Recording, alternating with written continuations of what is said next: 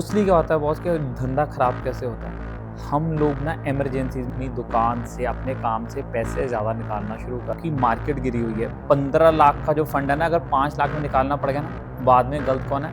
Market. Emergency fund नहीं है। 2-3 साल की आपकी रिटायरमेंट के पैसे उसमें जा सकते हैं। हम सब ने ये सुना होगा कि ज़िंदगी में पैसा सब कुछ नहीं होता, बट ये ना ज़िंदगी का सबसे बड़ा झूठ है। अगर हमें ज़िंदगी में कोई भी इमरजेंसी आ जाती है तो हमारा पैसा, पेरेंट्स का पैसा या कोई लोन ही हमें हेल्प करेगा। 80% इंडियंस को कोई आइडिया नहीं है इमरजेंसी फंड के बारे में, या वो कलेक्ट नहीं कर रहे हैं। बहुत यंग लोग क्या कर रहे हैं कि एसआईपी में इन्वेस्ट कर रहे हैं कि हाँ हमारे पास एक सेविंग है। बॉस, वो आपकी सेविंग है, वो आपका रिटायरमेंट फंड है, वो आपका इमरजेंसी फंड नहीं है। भगवान ना करे कभी आपको इमरजेंसी पड़ जाए और आपकी मार्केट गिरी हुई है। 15 लाख का जो फंड है ना, अगर 5 लाख में निकालना पड़ेगा ना, बाद में गलत कौन है? मार्केट। मार्केट गलत नहीं है, आप प्रिपेयर्ड नहीं थे। मैं कोशिश करूँगा इसमें मैं आपसे बात करूँ और आपको समझाने की कोशिश करूँ, बिकॉज़ टॉपिक ना बहुत ही ज़रूरी होने वाला है। देखो, मोटा-मोटा हम इसमें क्या कवर करेंगे, इसमें पहले आप होता क्या है? दूसरी बात, आपको इसकी कितनी ज़रूरत है? ज़रूरी नहीं है कि आप अगर सेल्फ एम्प्लॉयड हो या आप कोई कंपनी में काम करते हो या फ्रीलांसर हो या रिटायर्ड हो, आपका सेम होगा। सबका डिफरेंट इमरजेंसी फंड है मेरी नज़रों में। उसके बाद इमरजेंसी फंड क्या है? इमरजेंसी फंड एक पैसा है जो आप कभी भी निकाल सकते हो, एक लिक्विड फॉर्म में है।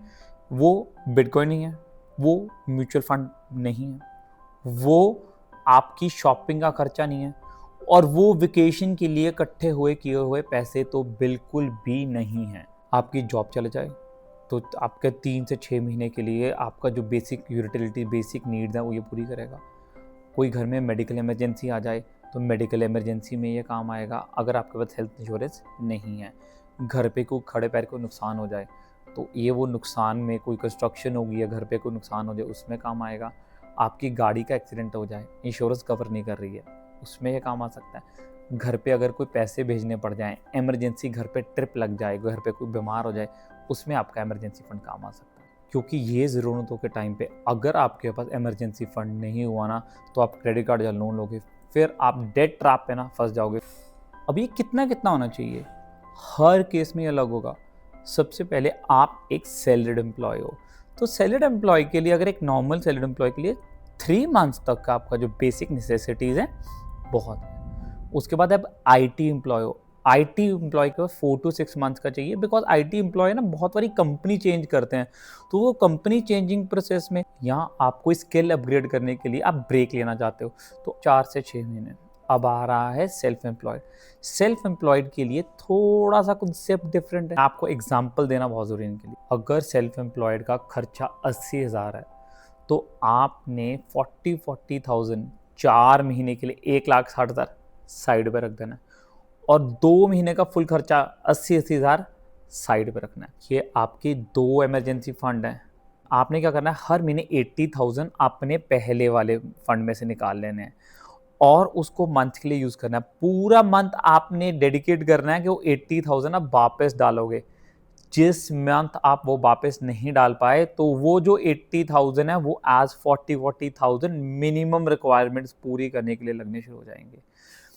मोस्टली क्या होता है बॉस कि धंधा खराब कैसे होता है, हम लोग ना इमरजेंसीज में, हम लोग ना खर्चे ज़्यादा होने करके अपनी दुकान से, अपने काम से पैसे ज़्यादा निकालना शुरू कर देते हैं। हम लोग मैनेज नहीं कर पाते हैं, स्पेशली जो फर्स्ट टाइम काम करना शुरू करते हैं। अगर आप ये कॉन्सेप्ट फॉलो करोगे ना, तो कभी धंधा में मार नहीं खाओगे। अब मेरे भाई जो फ्रीलांसर्स हैं, आप जर्नलिस्ट हो सकते हो, आप फोटोग्राफर हो सकते हो, आप एडिटर। फ्रीलांसर का मतलब है प्रोजेक्ट बेस्ड तनख्वाह, पक्की इनकम नहीं है। आप लोगों के लिए थोड़ा सा और कॉम्प्लिकेट होगा। आपके पास 4 मंथ्स के लिए जितने आपकी मेन सैलरी है, सपोज 80,000 है, 4 मंथ्स की सैलरी आपको चाहिए आपकी एक में, और 4 मंथ चाहिए आपको मिनिमम खर्चा, मतलब इमरजेंसी फंड का। आपका इमरजेंसी फंड थोड़ा सा बड़ा हो गया। कॉन्सेप्ट सेम है जैसे हमारे सेल्फ एम्प्लॉयड भाइयों के साथ था, पर आप 2 महीने फुल कर निकाल सकते हो। उसके बाद बचे 2 महीने आपके हाफ ऑफ करके यूज़ करोगे जब तक आप उसको सम को भर नहीं लेते हो।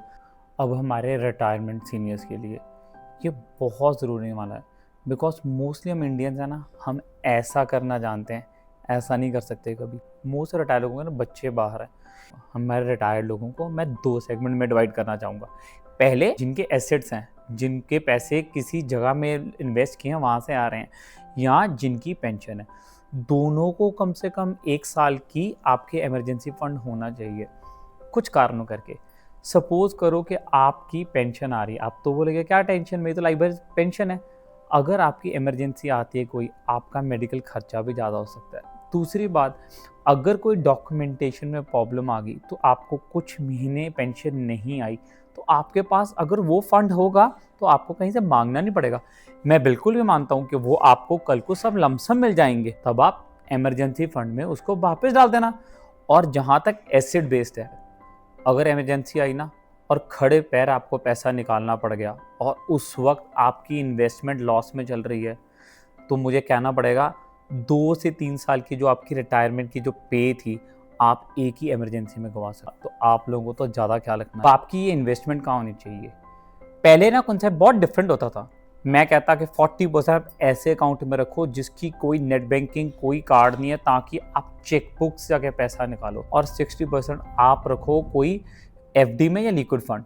लिक्विड फंड का मतलब है कोई ऐसा फंड जहां से पैसा आप एकदम निकाल सकते हो, बट लिक्विड फंड में आपको 7 to 8% रिटर्न मिलता है। ये वो पैसा है जो हमें इमरजेंसी में काम आए, हमने इमरजेंसी के लिए रखा हुआ है। बट आज के टाइम में ना ये कॉन्सेप्ट थोड़ा सा चेंज हो सका है। मैं आज के टाइम में बोलूँगा आपके पास 10 से 15% घर पे कैश होना चाहिए। बिकॉज अगर रात को दिन में आपको आ जाता है, बैंक नहीं जा पा रहे हो, जो ऑनलाइन ट्रांजैक्शन नहीं हो पाई, कुछ कैश हमेशा रखो। अगर आपने 10 रखा है या 15 रखा है, बाकी रिमेनिंग 40% का आप बैंक में रखोगे। मतलब आप डिपेंडिंग अपॉन 30% या 25% आप बैंक में रखोगे। बाकी जो 60% है वो आपने इन्वेस्ट करना है फिक्स डिपॉजिट में या लिक्विड फंड में, दोनों में से एक जगह रखोगे। अब जल्दी जल्दी से इसके फायदे नुकसान इकट्ठे जोड़ के बता देता हूँ। फायदे म्यूचुअल फंड के, आपके जो मेन सेविंग्स है ना वो डिस्टर्ब नहीं होगी, फैमिली का फाइनेंसेस कंट्रोल रहेंगे, तो आपके दिमाग पे भी टेंशन नहीं होगी, आप स्लीपलेसली सोओगे। आपने अगर जॉब चेंज करनी है ना तो आपको सोचना नहीं पड़ेगा। अगर पे चेक टू पे चेक काम करोगे ना, बहुत लोग हमारे भाई ना कहते हैं कि हाँ मैं एक बेटर जॉब कर सकता हूँ, मैं एक बिजनेस शुरू कर सकता हूँ, पर अगर पे चेक टू पे चेक काम करोगे आप वो कभी भी नहीं कर पाओगे। छोटे छोटे ट्रिक्स मेरे फ्रेंड्स के लिए जिनके पास इमरजेंसी फंड इकट्ठा नहीं हो पा रहा है, आप ना एक आरडी शुरू कर लो। आरडी क्या होता है? एवरी मंथ कुछ कुछ पैसे आरडी के अंदर डालो। आरडी क्या करती है? एक फिक्स अमाउंट आपके पैसे में से ले लेगी एंड साल के एंड में आपको लमसम मिलेगा, आप उसको अपने इमरजेंसी फंड में डाल सकते हो। दूसरा, अगर आप बोलो कि मेरे पास ना आरडी के भी पैसे नहीं निकल रहे हैं, तो वो तो बहुत डिसिप्लिन, आपको थोड़े खर्चे कम करने पड़ेंगे। मैं भी यही करता हूँ, थोड़ी देर के लिए कोई सब्सक्रिप्शन बंद कर दो, जोमेटो ना यूज़ करो, आप 1-2 महीने बाहर खाना ना खाओ, और कुछ आरडीज इकट्ठी करके किसी तरीके से इमरजेंसी फंड इकट्ठा करो। ये ज़रूरी नहीं है कि आपने एक ही साल के अंदर सारा करना है। आप ये गोल बना के चलो, पहले साल में 1 लाख इकट्ठा करूँगा, दूसरे साल में दूसरे मंथ की पे इकट्ठी करूँगा, तीसरे साल में तीसरी। और अगर आपके पास कोई लमसम पेमेंट आती है, आपको कोई गिफ्ट आया है, आपका कोई ईयरली आपका इंक्रीमेंट आया है, आपको कोई बोनस आया, वो तो पूरा का पूरा इसके अंदर जा रहा है। वो प्लान नहीं करना हमने कि उससे कुछ बाय करना, तो पूरा का पूरा इसके अंदर चल जाएगा जब तक आपका इमरजेंसी फंड क्रिएट नहीं हो जाता। एक बार इमरजेंसी फंड क्रिएट हो गया ना तो लाइफ ना बॉस बहुत ईजी होने वाली है। बहुत हो गया एंड आई रियली होप इसमें आपकी हेल्प हुई है। मैं ना इस वीडियो को कंक्लूड करता हूँ। मैं ये नहीं बोलूँगा फिर से आपको इतना इतना इतना, यू ऑलरेडी नो इट अगर आपने अभी तक यहाँ तक वीडियो देख ली है। मैं ये ज़रूर आपको बोलूँगा कि आपके पास फंड के साथ साथ एक हेल्थ इंश्योरेंस और एक लाइफ इंश्योरेंस होनी चाहिए। हेल्थ इंश्योरेंस के ऊपर एक डिटेल्ड वीडियो मैंने बनाई है, प्लीज़ चैनल पे जाके देखिए। 17 मिनट की है, बट अगर आप वो पूरी देख लेंगे ना पेशेंस के साथ, मैं आपको प्रॉमिस करता हूँ कि 99.99% आपको हेल्थ इंश्योरेंस के बारे में पता चल जाएगा। और हमारे चैनल के साथ जुड़े रहें, बिकॉज मैं ना टाइम के साथ आपको ईजी एंड ईजी ट्रिक्स बिल्कुल ऐसे ही कोशिश करूँगा कि आपको हर चीज़ के बारे में, पर्सनल फाइनेंस से लेके मिनिमलिस्टिक लिविंग, आपकी लिविंग स्टैंडर्ड्स, वेल्थ कैसे इम्प्रूव करें, बहुत सारी वीडियोस आने वाली हैं। अगर आप जुड़े रहेंगे तो आई प्रॉमिस, मैंने खुद भी कितने कितने पैसे देके सीखा है, आपको यहाँ पे बिल्कुल फ्री मिलने वाला है।